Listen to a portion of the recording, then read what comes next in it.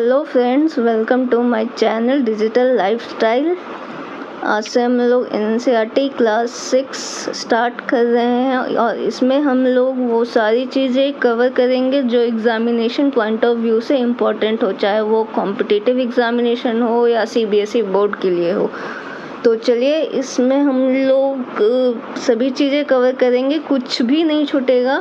तो बिना किसी देरी के अब हम इसे शुरू करते हैं। इसमें जो पहला चैप्टर है वह है क्या, कब, कहाँ और कैसे। इसमें सबसे पहले एक क्यूरियोसिटी बिल्डअप करने की कोशिश की जाती है कि एक लड़की है, वो सवाल कर रही है। क्या है राशिदा का सवाल? राशिदा बैठी अखबार पढ़ रही थी। अचानक उसकी निगाह एक सुर्खी पर पड़ी। 100 साल पहले। वह सोचने लगी कि यह कोई कैसे जान सकता है कि इतने वर्षों पहले क्या हुआ था।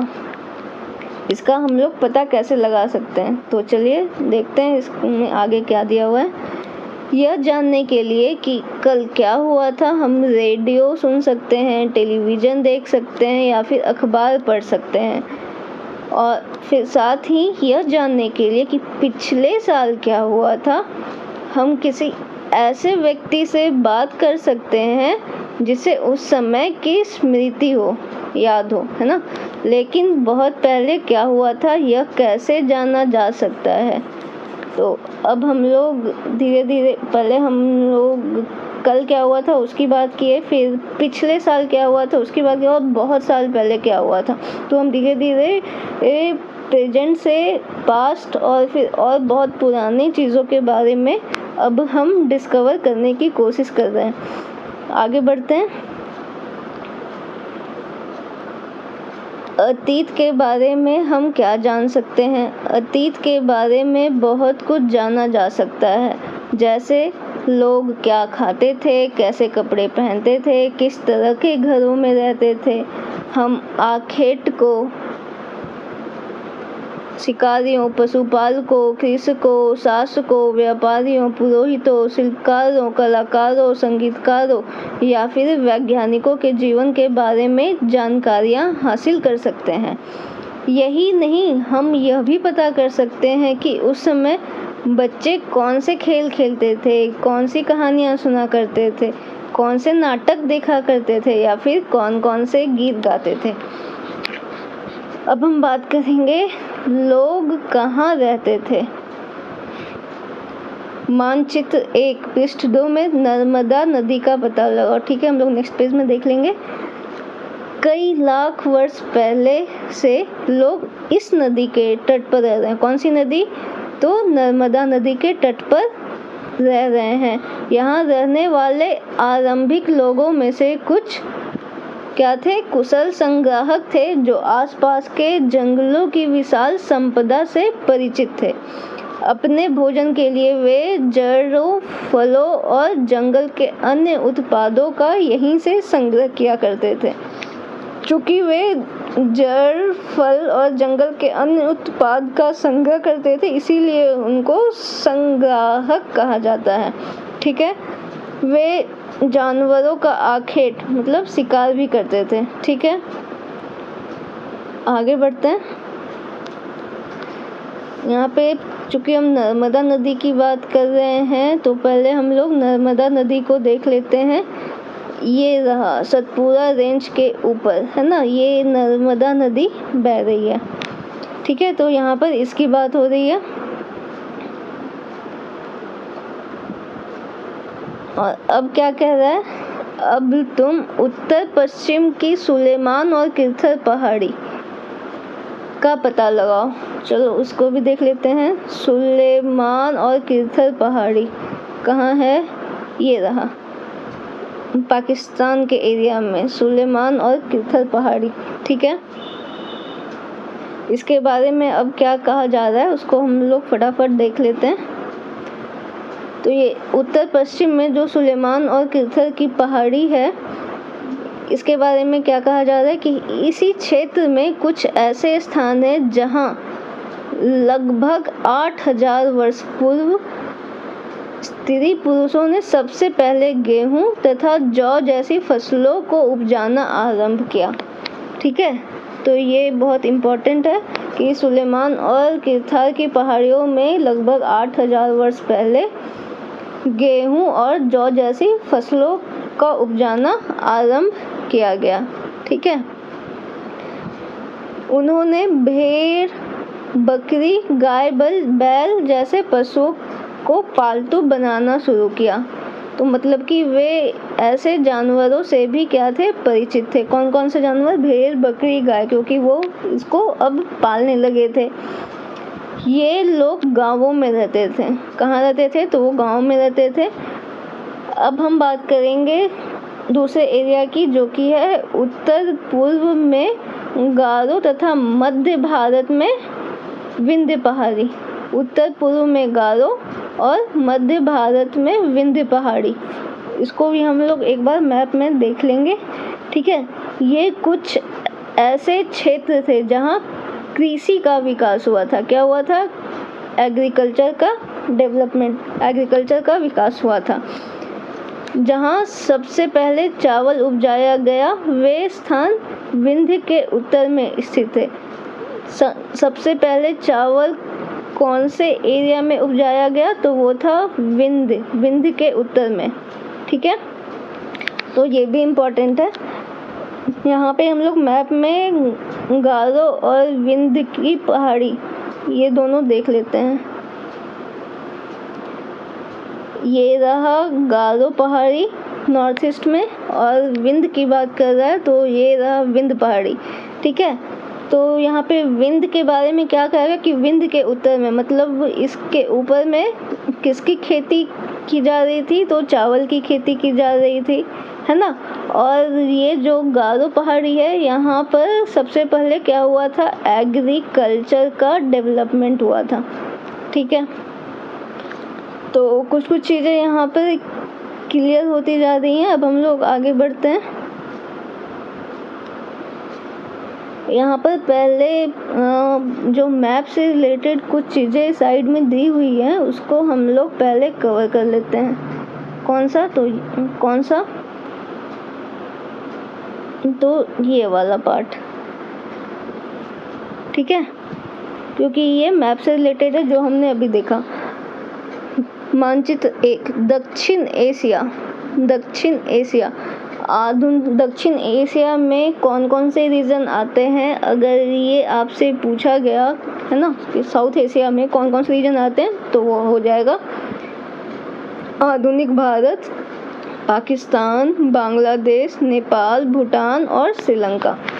ठीक है, तो दक्षिण एशिया और अफगानिस्तान, ईरान, चीन तथा म्यांमार आदि पड़ोसी देशों को दर्शाता है। जो मानचित्र है, मानचित्र में इतना सारा एरिया कवर किया गया है। दक्षिण एशिया एक महाद्वीप से छोटा है, मतलब कॉन्टिनेंट से छोटा है, लेकिन विशालता तथा बाकी एशिया से समुद्रों, पहाड़ियों तथा पर्वतों से बटे होने के कारण इसे प्रायः उपमहाद्वीप कहा जाता है, मतलब सब कॉन्टिनेंट कहा जाता है। ठीक है, दक्षिण एशिया एक महाद्वीप से छोटा है, लेकिन विशालता तथा बाकी एशिया से समुद्रों, पहाड़ी तथा पर्वतों से बटे होने के कारण इसे प्रायः उपमहाद्वीप कहा जाता है। अब हम आगे बढ़ते हैं। मानचित्र पर सिंधु तथा इसकी सहायक नदियों का पता लगाओ। इसको भी हम लोग देखते चलते हैं क्या कह रहा है। सिंधु और इसकी सहायक नदी। सिंधु, ये रहा सिंधु नदी, और इसकी सहायक नदियाँ कौन कौन सी हैं? तो वो है झेलम, चेनाब, रावी, ब्यास, सतलज, है ना। अगर हम नॉर्थ से साउथ याद करने की कोशिश करें तो हम कैसे याद कर सकते हैं? जैसे भारत जो है क्या है, वो पाकिस्तान को झेल रहा है,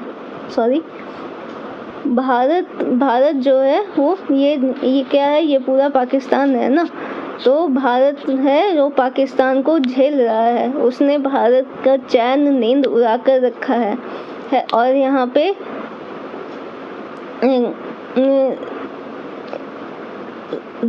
रावी नदी है, तो रावी को आप रवि से एसोसिएट करने हो कि रवि को प्यास लगा है, मतलब व्यास नदी। और भारत पाकिस्तान से सताए जाने के बाद भी वहाँ पर चुपचाप उसको सह रहा है, क्योंकि हम अपने नेबर को चेंज नहीं कर सकते। तो अगर आप ये ट्रिक याद रखते हैं तो आपको ये सीक्वेंस में नॉर्थ टू साउथ जो भी सिंधु की सहायक नदी है ये आपको याद हो जाएगा। कौन कौन सी सहायक नदी है? झेलम नदी, चेनाब नदी, रावी नदी, व्यास नदी, सतलज नदी। ठीक है, तो अब इसके बारे में क्या कहा जा रहा है कि सहायक नदियाँ उन्हें कहते हैं जो एक बड़ी नदी में मिल जाती है। लगभग 4000 सहायक नदी का यहाँ पे क्या डेफिनेशन है, तो लगभग 4700 वर्ष पूर्व इन्हीं नदियों के किनारे क्या हुआ था, कुछ आरंभिक नगर फले फूले।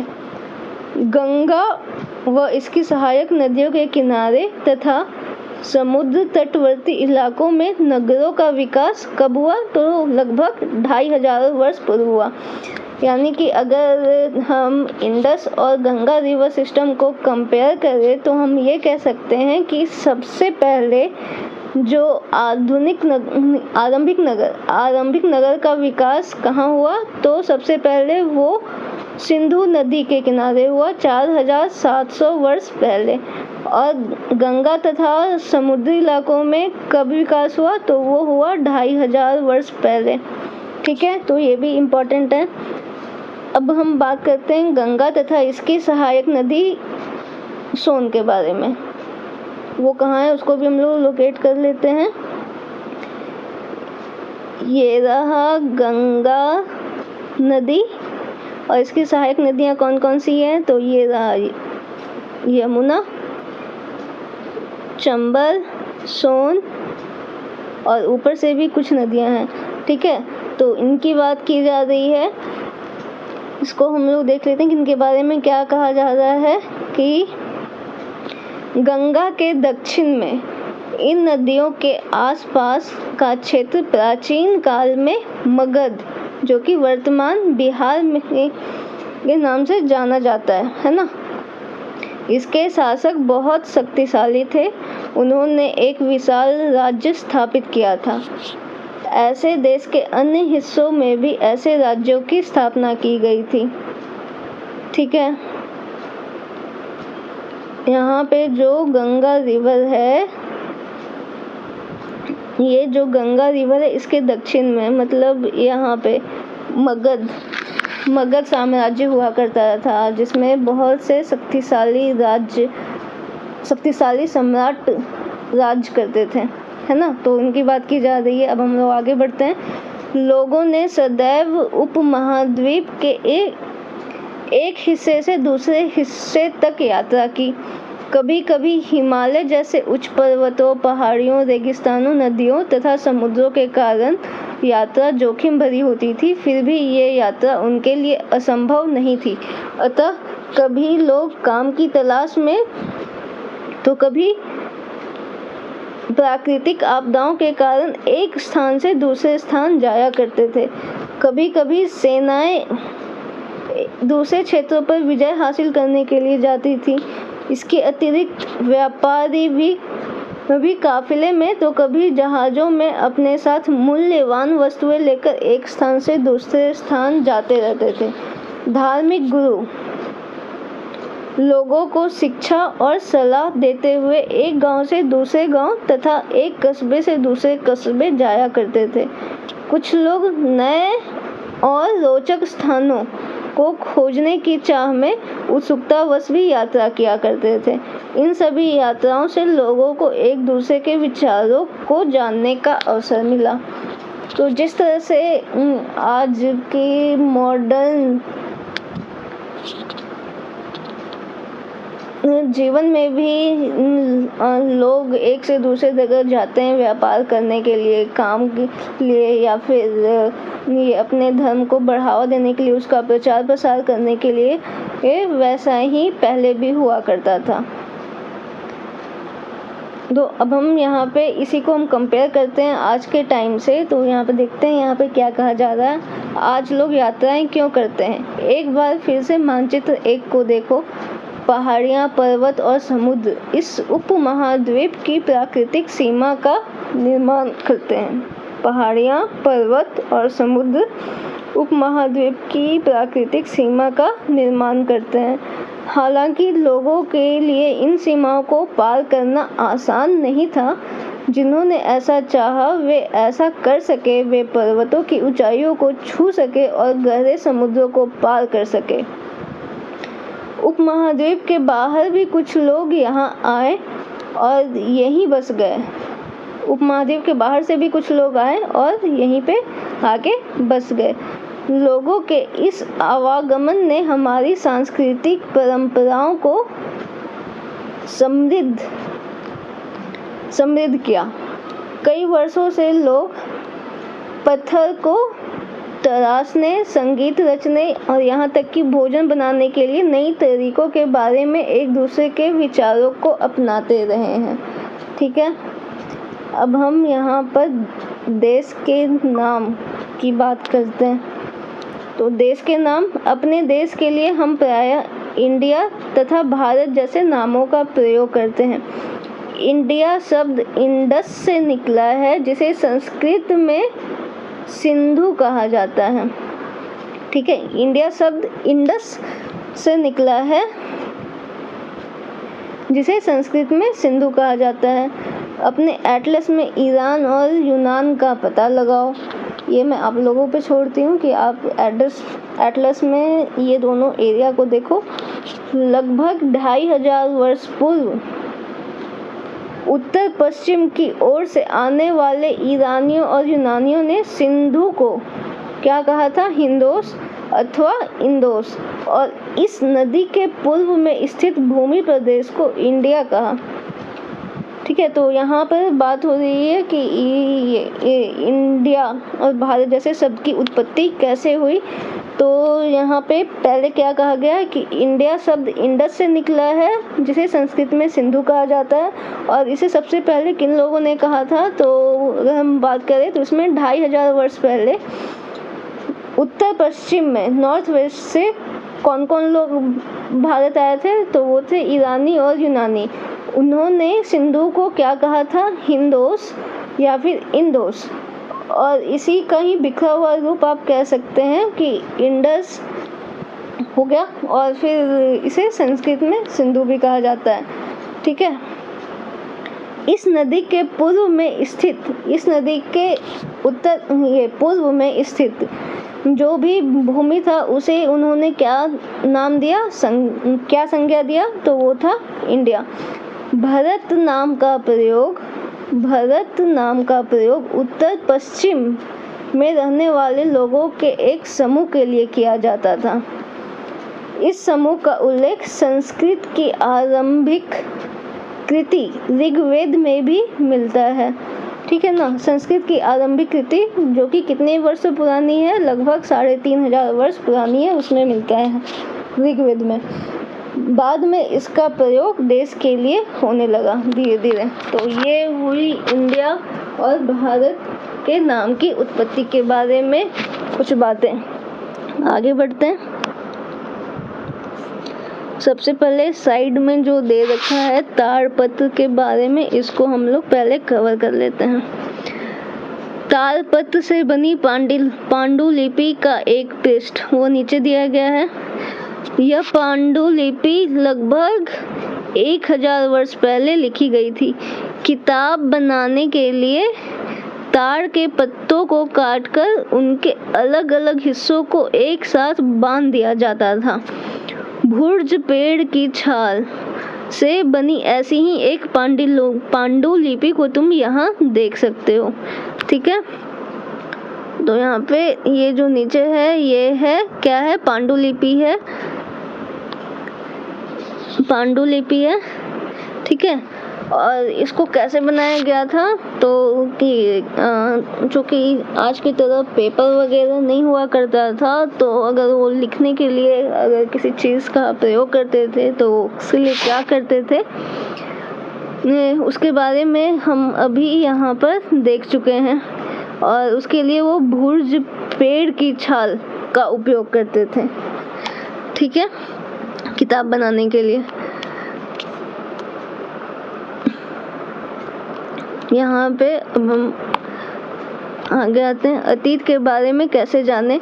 अतीत की जानकारी हम कई तरीके से प्राप्त कर सकते हैं। इनमें से एक तरीका अतीत में लिखी गई पुस्तकों को ढूंढना और पढ़ना है।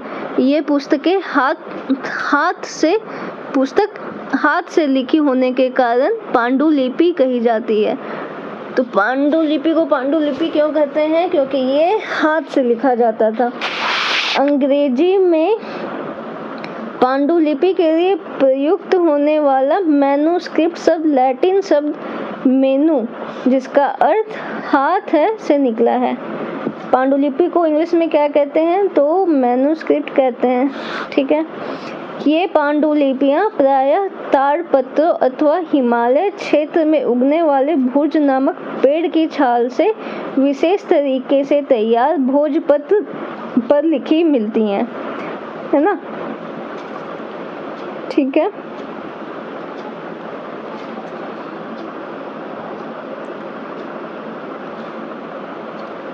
इतने वर्षों में इनमें से कई पांडुलिपियों को कीड़ों ने खा लिया तथा कुछ नष्ट कर दी गई। फिर भी ऐसी कई पांडुलिपियां आज भी उपलब्ध हैं। प्रायः यह पांडुलिपियां मंदिरों और विहारों में प्राप्त होती हैं। इन पुस्तकों में धार्मिक मान्यताओं और व्यवहारों, राजाओं के जीवन, औषधियों तथा विज्ञान आदि सभी प्रकार के विषयों की चर्चा मिलती है। इनके अतिरिक्त हमारे यहाँ महाकाव्य, कविताएं तथा नाटक भी हैं। इनमें से कई संस्कृत में लिखे हुए मिलते हैं, जबकि अन्य प्राकृतिक और तमिल में हैं, ठीक है। तो इसको भी ध्यान में रखेंगे। प्राकृत भाषा का प्रयोग आम लोग करते थे, मतलब आम लोग बोलचाल की भाषा में करते थे, ठीक है। तो ये बात हो गई पांडुलिपि की, कि पांडुलिपि हाथ से लिखी जाती थी। वो भुर्ज पेड़ की छाल से तैयार करके एक स्पेशल तरीके से भोजपत्र बनाया जाता था और उस पर लिखा जाता था। और उस पर क्या क्या चीज़ों की जानकारी हमें मिलती है, तो वो है धार्मिक मान्यता और व्यवहार, राजाओं के जीवन, औषधि और विज्ञान के बारे में। इसके अलावा और भी बहुत सी चीज़ें हैं जिसके थ्रू हम अपने पास्ट के बारे में पता करते हैं, जैसे कि बहुत सारे महाकाव्य यानी कि एपिक्स इंग्लिश में बोलते हैं, महाकाव्य, कविताएं और नाटक भी हैं जो कि संस्कृत में या फिर प्राकृत और तमिल में लिखे गए थे, ठीक है। अब हम लोग आगे बढ़ते हैं। यहाँ पे बात हो रही है अभिलेख की। अभिलेख मतलब इंस्क्रिप्शन। हम अभिलेखों का भी अध्ययन कर सकते हैं। ऐसे लेख पत्थर अथवा धातु जैसी अभिलेख इंस्क्रिप्शन, ये लेख पत्थर अथवा धातु जैसी अपेक्षाकृत कठोर सतहों पर उत्कीर्ण किए गए मिलते हैं। कभी कभी शासक अथवा अन्य लोग अपने आदेशों को इस तरह उत्कीर्ण करवाते थे ताकि लोग उन्हें देख सके, पढ़ सके तथा उनका पालन कर सके। कुछ अन्य प्रकार के अभिलेख भी मिलते हैं जिनमें राजाओं तथा रानियों सहित अन्य स्त्री पुरुषों ने भी अपने कार्यों का विवरण उत्कीर्ण करवाए हैं। उदाहरण के लिए प्रायः शासक लड़ाइयों में अर्जित विजयों का लेखा जोखा रखते थे, ठीक है। यहाँ पर एक पिक्चर दिया हुआ है किसी का अभिलेख का, इंस्क्रिप्शन का, जो कि कठोर सतहों पर उत्कीर्ण किया जाता था, इंस्क्राइब किया जाता था। अब हम लोग यहाँ पे जो साइड में दिया हुआ है इसको हम लोग कवर कर लेते हैं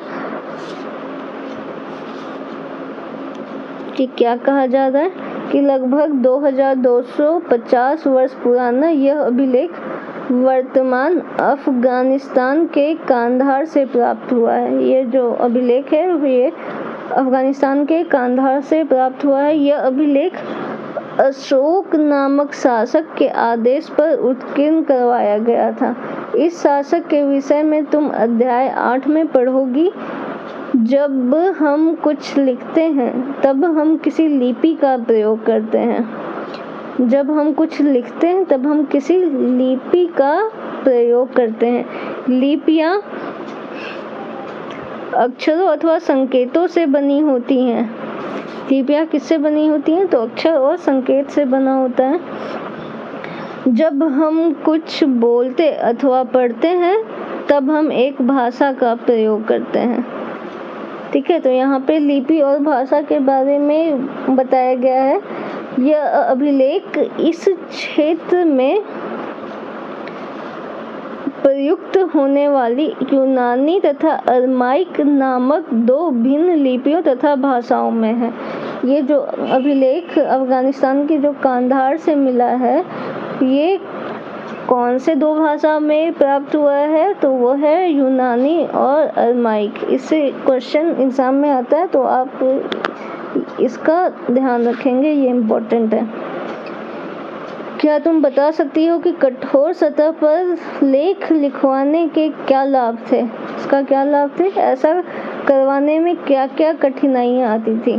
कठोर सतह पे अगर हम लिखना चाहें तो हमें लिखने में एक तो बहुत परेशानी होगा, क्योंकि हम आसानी से लिख नहीं सकते हैं जैसे हम कॉपी किताब पे लिख सकते हैं, है ना। लेकिन इसका जो लाभ था वो हम ये कह सकते हैं, क्योंकि ये लंबे अवधि तक ये रिजर्व रहता है। मतलब अब आपको भी मालूम है कि ये वाला जो इंस्क्रिप्शन है जो आप देख रहे हैं, ये 2250 वर्ष पहले लिखा गया था। तो हम आज भी हम देख रहे हैं, पढ़ रहे हैं, इसके बारे में हमें इसको देख के हमको जानकारी मिलती है। ये इस वजह से पॉसिबल हुआ क्योंकि ये एक कठोर सतह पे लिखा हुआ था।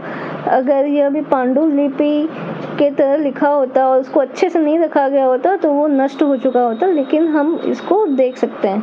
ठीक है, तो ये उसका लाभ हुआ। इसके अतिरिक्त अन्य कई वस्तुएं अतीत में बनी प्रयोग में लाई जाती थी। ऐसी वस्तुओं का अध्ययन करने वाला व्यक्ति पुरातात्विद कहलाता है, आर्कियोलॉजिस्ट। पुरातात्विद पत्थर और ईंट से बनी इमारतों के अवशेषों, चित्रों तथा मूर्तियों का अध्ययन करते हैं। पुरातात्विद का काम क्या है कि वे पत्थर और ईंट से बनी इमारतों के अवशेष, जो रिमेन्स है ना, जो भी चित्र या मूर्ति है, उसको वो लोग क्या करते हैं? अध्ययन करते हैं, स्टडी करते हैं। वे औजारों, हथियारों, बर्तनों, आभूषणों तथा सिक्कों की प्राप्ति के लिए छानबीन तथा खुदाई भी करते हैं। इनमें से कुछ वस्तुएं पत्थर, पक्की मिट्टी तथा कुछ धातु की बनी हो सकती हैं। ऐसे तत्व कठोर तथा जल्दी नष्ट न होने वाले होते हैं। पत्थर, पक्की मिट्टी और धातु से बने जो भी वस्तु हुआ करते थे वो ज़्यादा दिन तक टिकते हैं। इसलिए हमें वो चीज़ अगर खुदाई में मिलता है तो उससे हमें उस टाइम की हिस्ट्री को बनाने में, है ना, मतलब जिस तरह से जासूस लोग क्या करते हैं, जासूसी करके चीज़ों का पता लगाने की कोशिश करते हैं, उसी तरह से जो पुरातात्विद हैं वो खुदाई करके पहले के ज़माने में लोग कैसे रहा करते थे, उनका रहन सहन, खान पान क्या था, वो कैसे व्यापार करते थे, उन सब की जानकारी हमें प्राप्त होती है। यहाँ पे जो फोटो है उसको हम लोग देख लेते हैं। बाएं, एक प्राचीन नगर से प्राप्त संयुक्त पात्र। ठीक है, इस तरह के पात्रों का प्रयोग 4700 वर्ष पूर्व होता था। दाएं में क्या है? एक पुराना चांदी का सिक्का। ये क्या है? पुराना चांदी का सिक्का है। ये हो सकता है ये ऊपर वाला भाग हो सिक्के का और ये उसके पीछे वाला भाग हो, मतलब ना हेड और टेल। इस तरह के सिक्कों का प्रयोग लगभग 2500 वर्ष पूर्व होता था। हमारे द्वारा आज प्रयोग में आने वाले सिक्कों से यह सिक्का कैसे भिन्न है? क्योंकि हम लोग गोल तरीके का सिक्के का उपयोग करते हैं और यहाँ पे हमें रेक्टेंगुलर आकृति का सिक्का दिख रहा है और इस पे ऐसा लग रहा है कि किसी चीज़ से प्रहार करके यहाँ पे इस तरीके की आकृति सिक्के पर ढाली गई थी। ठीक है, और लेकिन आज हम सिक्के, अगर 1 रुपया का सिक्का है तो उसमें सब कुछ यूनिफॉर्म है कि एक कहाँ लिखा होगा, उसमें ये वर्ड्स लिखा होता है, उसका साइज़ क्या होगा, सब कुछ यूनिफॉर्म रहता है। यहाँ पे आपने एक प्रॉपर साइज़ तो नहीं है, लेकिन हाँ बोल सकते हैं कि ये रेक्टेंगुलर के तरह तो है ही। ठीक है, आगे बढ़ते हैं। पुरातात्विक जानवरों, चिड़ियों तथा मछलियों की हड्डियाँ भी ढूंढते हैं। इससे उन्हें यह जानने में मदद मिलती है कि अतीत में लोग क्या खाते थे। वनस्पतियों के अवशेष बहुत मुश्किल से बच पाते हैं। यदि अन्न के दाने अथवा लकड़ी के टुकड़े जल जाते हैं तो वे जले हुए रूप में बचे होते हैं। क्या पुरातत्वविदों को बहुधा कपड़ों के अवशेष मिलते होंगे? ये आपसे क्वेश्चन किया जा रहा है। पांडुलिपियों, अभिलेखों तथा पुरातत्व से ज्ञात जानकारियों के लिए इतिहासकार प्रायः स्रोत शब्द का प्रयोग करते हैं। स्रोत यानी कि सोर्स। इतिहासकार उन्हें कहते हैं जो अतीत का अध्ययन करते हैं। इतिहासकार किसे कहते हैं? जो अतीत का अध्ययन करते हैं। स्रोत से प्राप्त होते ही अतीत के बारे में पढ़ना बहुत रोचक हो जाता है, क्योंकि इन स्रोतों की सहायता से हम धीरे धीरे अतीत का पुनर्निर्माण करते जाते हैं। अतः इतिहासकार तथा पुरातात्विद उन जासूसों की तरह हैं जो इन सभी स्रोतों का प्रयोग सुराग के रूप में कर अतीत को जानने का प्रयास करते हैं। ठीक है, आगे बढ़ते हैं। अतीत एक या अनेक?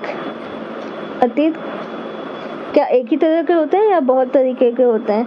क्या तुमने इस पुस्तक के शीर्षक हमारे अतीत पर ध्यान दिया है? यहाँ अतीत शब्द का प्रयोग बहुवचन के रूप में किया गया है।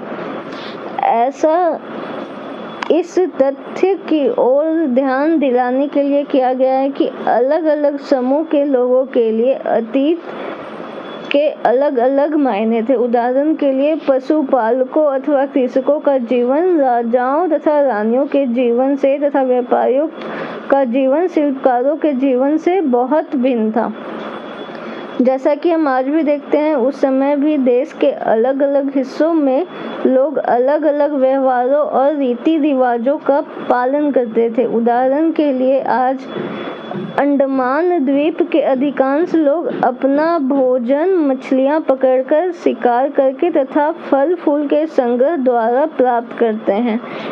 इसके विपरीत शहर में रहने वाले लोग खाद्य आपूर्ति के लिए अन्य व्यक्तियों पर निर्भर रहते हैं। इस तरह के भेद अतीत में भी विद्यमान थे। ठीक है,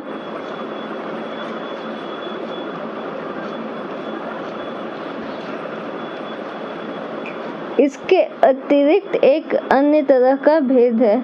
उस समय शासक अपनी विजयों का लेखा जोखा रखते थे। यही कारण है कि हम उन शासकों तथा उनके द्वारा लड़ी जाने वाली लड़ाइयों के बारे में काफ़ी कुछ जानते हैं, जबकि शिकारी, मछुआरे, संग्राहक, कृषक अथवा पशुपालक जैसे आम आदमी प्रायः अपने कार्यों का लेखा जोखा नहीं रखते थे। पुरातत्व की सहायता से हमें उनके जीवन को जानने में मदद मिलती है। हालांकि अभी भी इसके बारे में बहुत कुछ जानना शेष है, मतलब बाकी है। तिथियों का मतलब, अगर कोई तुमसे तिथि के विषय में पूछे तो तुम शायद उस दिन की तारीख, माह, वर्ष, जैसे कि 2000 या इसी तरह का कोई और वर्ष बताओगे। वर्ष की यह गणना ईसाई धर्म प्रवर्तक ईसा मसीह के जन्म की तिथि से की जाती है। ठीक है, अतः 2000 वर्ष कहने का तात्पर्य ईसा मसीह के जन्म के 2000 वर्ष के बाद से है। ईसा मसीह के जन्म के पूर्व की सभी तिथियां ईसा से पहले के रूप में जानी जाती है। इस पुस्तक में हम 2000 को अपना आरंभिक बिंदु मानते हुए वर्तमान से पूर्व की तिथियों का उल्लेख करेंगे। ठीक है, इतिहास और तिथियां।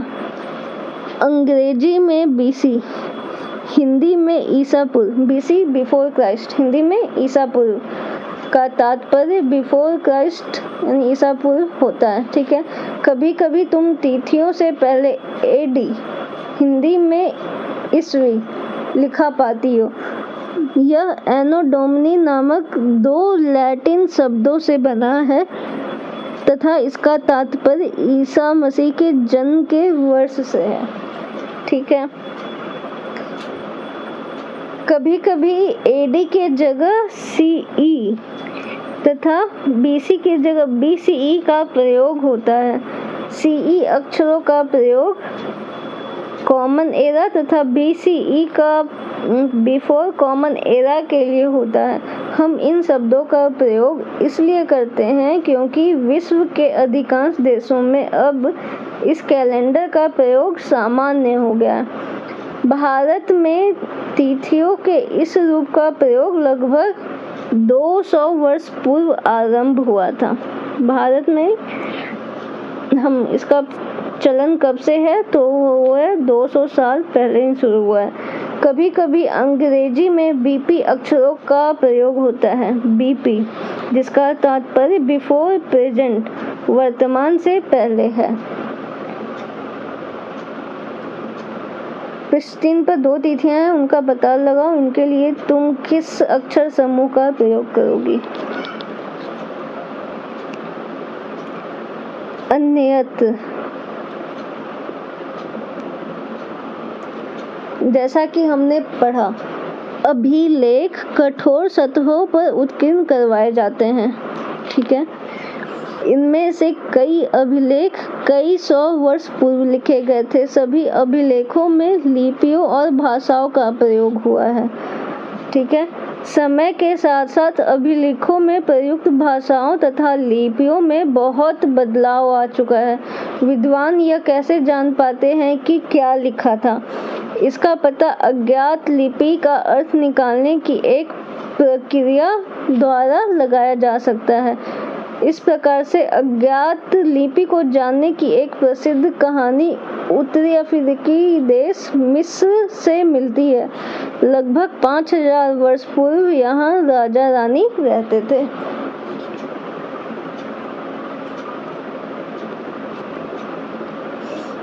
तो यहाँ पर जो ये लिपि है ये मिस्र में प्रयोग होता था। ठीक है, मिस्र के उत्तरी तट पर रोजेटा नाम का एक कस्बा है। यहाँ से एक ऐसा उत्कीर्णित पत्थर मिला है जिस पर एक ही लेख में 3 विभिन्न भाषाओं तथा लिपियों में है ना? कौन कौन सा है? यूनानी तथा मिस्र लिपि के 2 प्रकार। कुछ विद्वान यूनानी भाषा पढ़ सकते हैं। उन्होंने बताया कि यहाँ राजाओं तथा रानियों के नाम एक छोटे से फ्रेम में दिखाए गए हैं। इसे कारतूस कहा जाता है। इसके बाद विद्वानों ने यूनानी तथा मिस्री संकेतों को अगल बगल रखते हुए मिस्री अक्षरों की समानार्थक ध्वनियों की पहचान की। जैसा कि तुम देख सकते हो, यहाँ एल अक्षर के लिए शेर तथा ए अक्षर के लिए चिड़िया के चित्र बने हैं। एक बार जब उन्होंने यह जान लिया कि विभिन्न अक्षर किनके लिए प्रयुक्त हुए हैं, तो वे आसानी से अभिलेखों को भी पढ़ सके। ठीक है, तो यहाँ पर अब तक जो हमने ये चैप्टर में पढ़ा, उसमें जो भी इम्पोर्टेंट वर्ड्स थे उसको से हम लोग एक बार गो थ्रू हो लेते हैं। वह है यात्रा, पांडुलिपि, अभिलेख, पुरातत्व, इतिहासकार, स्रोत, अज्ञात लिपि का अर्थ निकालना, एपिग्राफी।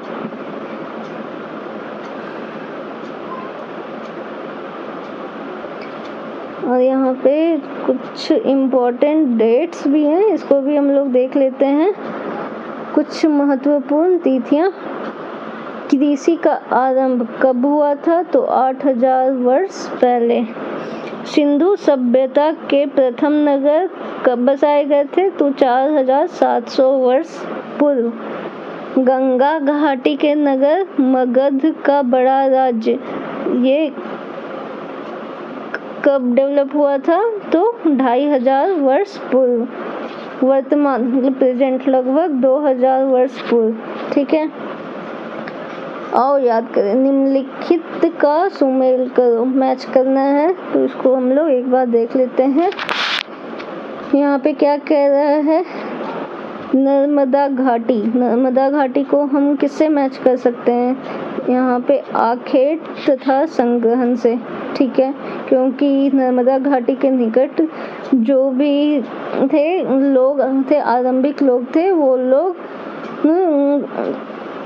आखेट मतलब शिकार किया करते थे और जड़, फूल, पत्तियों का संग्रहण करते थे। मगध लगभग 2500 वर्ष पूर्व के नगर। ठीक है, गारो पहाड़ी के आसपास आरंभिक कृषि हुआ था। सिंधु तथा इसकी सहायक नदियाँ, यहाँ पर प्रथम नगर है ना, आरंभिक नगर बसाए गए थे। गंगा घाटी में पहला बड़ा राज्य स्थापित किया गया था। तो इस तरीके से ये मैच द फॉलोइंग जो है ये पूरा हो जाता है। अब क्वेश्चन नंबर 2 क्या कर रहा है? पांडुलिपि तथा अभिलेखों में एक प्रमुख अंतर बताओ। पांडुलिपि हाथ से लिखा जाता था ताड़ के पत्थरों पर, और यहाँ फिर इसे हिमालय में पाए जाने वाले भुर्ज के पेड़ के छाल से तैयार भोजपत्र पर लिखा जाता था। अभिलेख कठोर सतहों पर उत्कीर्ण किया जाता था। ये हो गया एक अंतर। यहाँ पे एक ही पूछ रहा है, लेकिन आप यहाँ पे और भी अंतर दे सकते हो कि पांडुलिपि को ये लोग हाथ से लिखते थे, और है ना, और अभिलेख को जबकि क्या किया जाता था? उत्कीर्ण किया जाता था, इंस्क्राइब किया जाता था। पांडुलिपि को कीट वगैरह नष्ट कर दिए अगर उन्हें सही से संग्रह नहीं किया गया तो, लेकिन अभिलेख चूंकि कठोर सतहों पर लिखा गया था, तो उस वजह से उसको हम आज भी वैसा ही पाते हैं जैसा कि कई हजार वर्ष पहले था। ठीक है, तो इस तरीके से जो इम्पोर्टेंट क्वेश्चन थे वो हमने कवर कर लिए, और इधर जो क्वेश्चन है आगे वाले पेज में वो उतने इम्पोर्टेंट हमें एग्ज़ाम से रिलेटेड नहीं लग रहे हैं, तो इसको हम लोग छोड़ देते हैं। इस तरीके से हमारा जो पहला चैप्टर है वो फिनिश हो गया है। उम्मीद करती हूँ कि आपको ये वीडियो पसंद आया होगा। अगर आप हमारे चैनल पर नए हैं तो सब्सक्राइब करना ना भूलें, और साथ ही साथ आप वीडियो को अपने दोस्तों के साथ शेयर भी कर सकते हैं। धन्यवाद।